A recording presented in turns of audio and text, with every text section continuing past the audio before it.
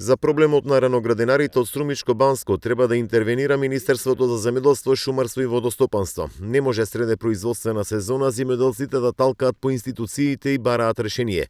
Вака смета Драги Памуков од подсекторот за градинарство, кој го повика Министерството да најде решение и земјоделците од оваа населено место да добијат водно право за користење на геотермалната вода. Министрот Љупчо Николовски уште денес или утре да излезе со тимот кој го има, да види во Министерство за економија, да види во Министерство за животна среда, кај се проблемите и да го најдат решението кој овие земјоделци да не талкаат по институциите, туку едноставно да се гонат работата на нивната ниви.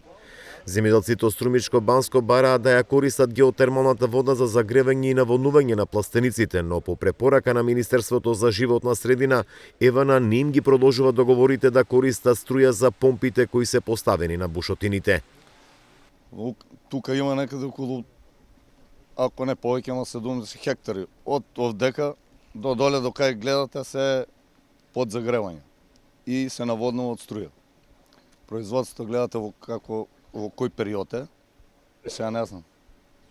Треба да барам од некој што е за таа работа, а не знаеме никај кој да се обратиме.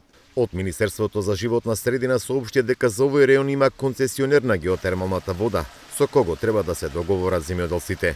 Инаку во Струмичко Банско има околу 70 хектари со пластеници под зеленчук, од кои најголемиот дел се загреваат и наводнуваат со геотермалната вода.